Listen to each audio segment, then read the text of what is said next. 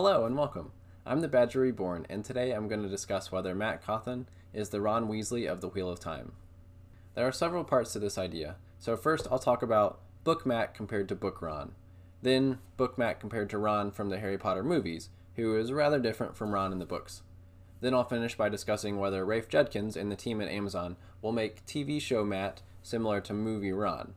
Spoiler alert for my thoughts, if they did, this would be a very bad thing.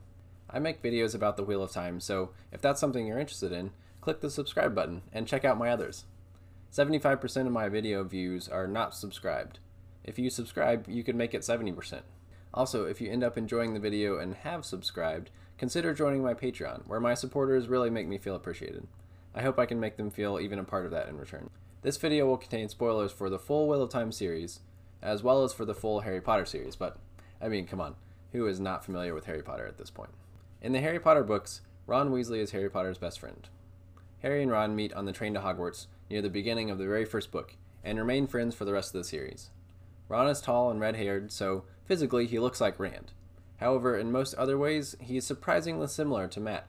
Let me get the surface-level similarities out of the way first. They both have 3 letters in their first name, which is actually a nickname of their 6-letter real name, and they both marry women who are black. Uh-oh, getting controversial already, aren't I? That's at least what happens in the Cursed Child play, and from now on, I'm going to act like that play doesn't exist. Quick interjection from the future. We're just acting like it doesn't exist because it's a terribly written story that makes no sense, not for any other reasons. In the books, Ron is an underrated tactician. He dominates Harry anytime they play chess, and he beats Professor McGonagall's bewitched chess set in the Sorcerer's Stone by simply being excellent at chess, which Dumbledore views as an extremely impressive accomplishment. Matt is a stellar player of the tactical game Stones, which is similar to chess. He doesn't lose very often, only to other experts like Tom or Tuon, and Stones is often explained as an analogy to tactical ability and strategic thought in the Wheel of Time.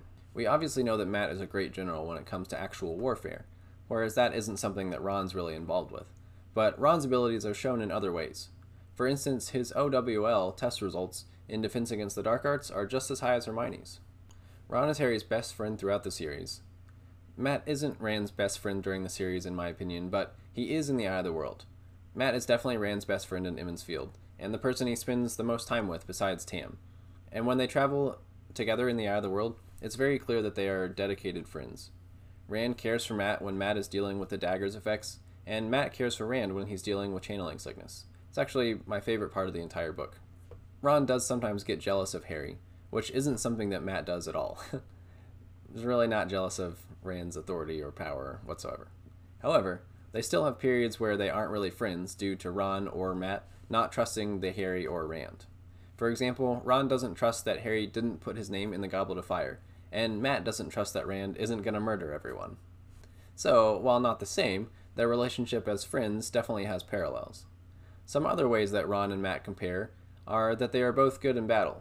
However, Ron is more realistic good, whereas Matt is favorite character in a fantasy story type good. Additionally, they both marry a brilliant woman, with Hermione and Tuon. On a more macro level, big picture, I think there are other comparisons too. Ron has to grow out of a mindset of being overlooked and less important than the people around him. This starts with his family. Over time, he grows to accept the person he is, and becomes happy with his role as a supporting character in what seems like Harry's story, even in his own life. This is a difficult thing, and takes the entire story for Ron to fully realize and accept, and to be at peace with. Matt, in what I believe to be a similar arc, has to grow and accept that in Rand's story, he has a role to play. His reasons for being unhappy with the role are different from Ron's, as Matt just wants to dip out of the responsibility and have fun, but he accepts the leadership that has been thrust upon him by the End and has a huge role to play. You could say that this comparison so far is a stretch, and they certainly are not a direct parallel. However, I think that there are more than a few ways that the comparison really does work, particularly in the way they grow into their role and the way people in the story are constantly underestimating their abilities. Ron, for instance, never gets his due from anyone, and even Hermione and Harry sometimes express shock when he does something well. Matt is viewed as nothing but a scoundrel and a buffoon by many characters, such as Nynaeve and Tuon, until late in the story, when each character finally has moments where they truly see what Matt is capable of. Super satisfying moments, by the way. So, that's the book version of Ron Weasley. Before I go on to the movie version, Let me be clear for those of you who haven't read the Harry Potter books, or don't remember them, or are just thinking that this is a very unflattering comparison for Matt. It isn't. Ron isn't a godlike hero the way Matt is, but he is really lovable, well-developed, and an enjoyable character to read in the Harry Potter books. A comparison to book Ron is a great thing. Movie Ron is a whole different thing. In the Harry Potter movies, this lovable, relatable, intelligent Ron is replaced by a pretty different character entirely. As the films progress, Ron morphs into a bit of a buffoon, who mainly seems to exist to be the punchline of jokes and to make the other characters look smart. This starts in the very first movie, where Hermione remembers how to beat Devil's Snare and Ron panics, whereas in the book, it's the exact opposite. These types of changes continue throughout the movies, as well as scenes added to make Ron more of a goofy character. If I can loop in yet another major franchise at this point, Ron basically becomes the Merry or Pippin for the group. And don't get me wrong, Ron provides comedy and gets embarrassed in the books, but in the movies, it's ratcheted up to an 11 that he's the comic relief and the dumb one of the group. My fear is that this is the direction the Wheel of Time show could take Matt. He is already viewed as a bit of a fool by some characters in the story, like I've already mentioned, particularly Nynaeve at the beginning, and others before they get to know him. However, it's very clear to the readers that this is largely incorrect. While Matt may act like an idiot sometimes, this is generally either deception or him not particularly caring how others perceive him, with the exception of Shadar Logoth. It would be easy to lean more heavily into this side of Matt's character, especially given the need to differentiate the boys a little more from the show to the book. When they leave Emmonsfield, Matt seems pretty similar to Rand and Perrin, except that he has a reputation as a trickster. In the show, they could really have him be making jokes and poor decisions all the time, and get shown up by Moraine and Lan. This would be an easy way to make Moraine and Lan look important, while also making characters like Egwene and Perrin look sensible.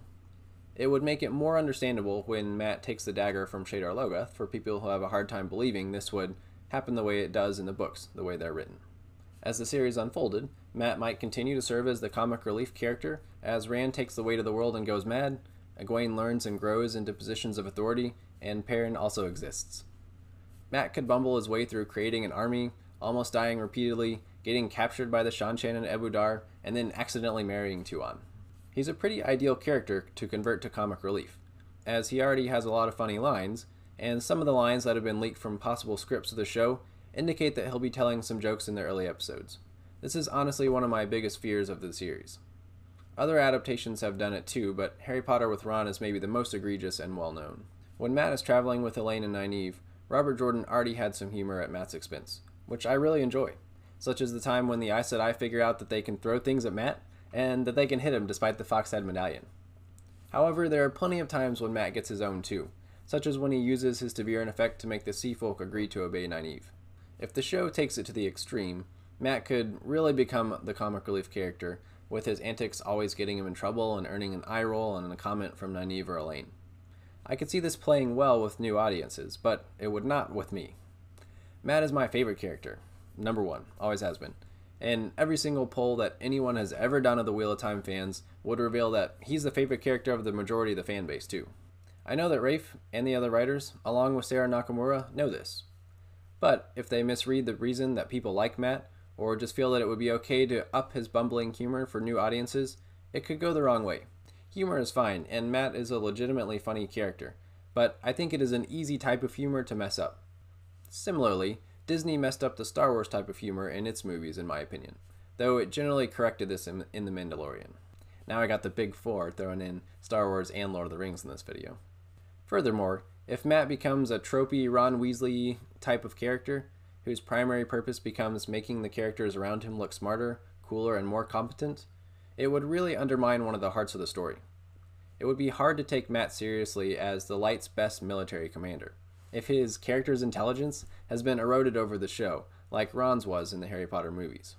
This is a pretty glum outlook that I've presented, which I really don't want to see happen. Do you think it will turn out poorly, or do you think it will turn out well? And what's the good news? Surely I have some, right? In fact, I do. I think it comes in several places. First, as I mentioned before, Rafe Judkins is a huge fan of The Wheel of Time. He's read it a lot of times. There are also other writers with the production who are also WoT fans, including one who Rafe said was born to write Matt. Sarah Nakamura, a major book expert and hardcore fan, has an important role in the production. I don't know her personally, though I'd love to meet her, but I think she has both a great understanding of the characters from her many reads of the series, and also a finger on the pulse of the fanbase from her time with Jordan Con and general social media usage. Rafe has a nice finger on the fanbase as well. Is that a double entendre? I didn't mean it for one. That leads into the third reason, which is that both the production team and the actors pay attention to the fans. Rafe has talked multiple times with Matt on the Dusty Wheel, and the Wheel of Time social media account has shown that its managers follow creators as well, including Nate Bliss.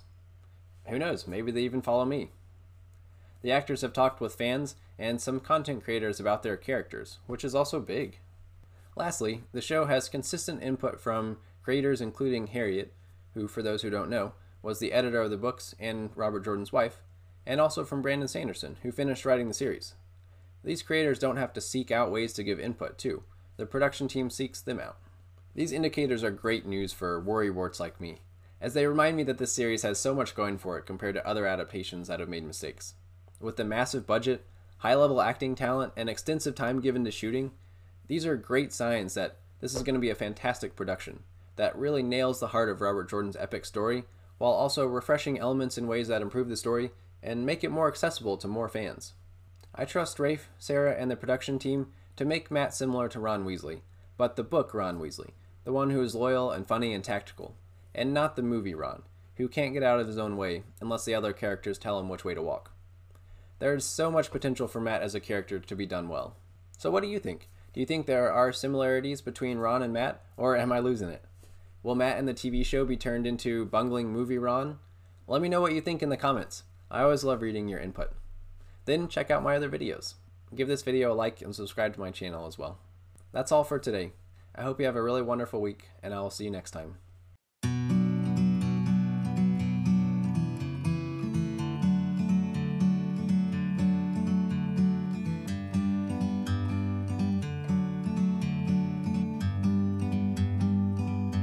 Like a bird on a tree.